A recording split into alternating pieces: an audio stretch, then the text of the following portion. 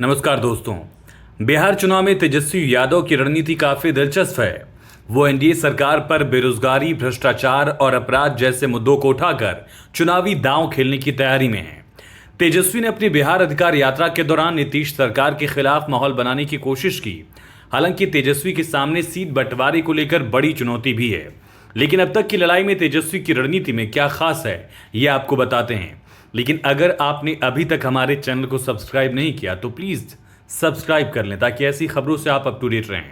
दरअसल बिहार चुनाव में तेजस्वी यादव की रणनीति काफी अहम है, दिलचस्प है। वो महागठबंधन के नेता के रूप में अपनी स्थिति मजबूत करने की कोशिश कर रहे हैं। तेजस्वी जानते हैं कि विपक्ष के पास पूरे महागठबंधन में उनके अलावा कोई और चेहरा नहीं है। चाहे कांग्रेस घोषित करे, चाहे लेफ्ट सहमत हो, चाहे मुकेश सहनी या विपक्ष की तरफ से पशुपति पारस इस पर मुहर लगाएं ना लगाएं, लेकिन विपक्ष की तरफ से सबसे बड़ा चेहरा खुद तेजस्वी हैं। इस बात को तेजस्वी भी जानते हैं और बाकी विपक्षी दल भी मानते हैं। सभी 243 सीटों पर दरअसल तेजस्वी ने कहा था कि वो चुनाव लड़ेंगे, चाहे मुजफ्फरपुर हो, कांटी हो या बुचहां, यानी कि चेहरा उनका ही होगा। इससे वो महागठबंधन में अपनी ताकत दिखाने की कोशिश कर रहे हैं। महागठबंधन में सीट बंटवारे को लेकर एक तरफ जहां विवाद जारी है, कांग्रेस अब तक तेजस्वी को मुख्यमंत्री पद का उम्मीदवार मान नहीं रही है। कई बार सवाल आए, राहुल गांधी ने सवालों को टाला, कांग्रेस के बड़े नेताओं ने सवालों को लगातार टालने की कोशिश की, प्रदेश प्रभारी ने भी इसको लेकर इधर उधर का जवाब दिया, लेकिन तेजस्वी मुख्यमंत्री पद के उम्मीदवार होंगे, इस पर कांग्रेस ने अब तक स्पष्ट लाइन नहीं रखी है।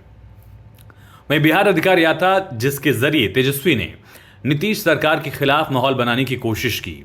यात्रा का उद्देश्य लोगों को उनके अधिकारों के प्रति जागरूक करना है। दूसरी तरफ राहुल गांधी की वोटर अधिकार यात्रा के बाद तेजस्वी की यात्रा उस लिहाज से काउंटर भी है। तेजस्वी जानते हैं कि राहुल गांधी की यात्रा भले ही बिहार में माहौल बनाए, लेकिन चेहरा राहुल गांधी बिहार में नहीं हो सकती।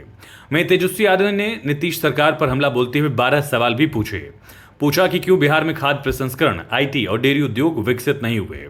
वहीं सीट बंटवारे पर बातचीत महागठबंधन में लगातार चल रही है। कांग्रेस कम से कम 70 सीटें चाहती है, जबकि आरजेडी चाहती है कि अन्य सहयोगियों को समायोजित करने के लिए कांग्रेस अपनी सीटें कम करे।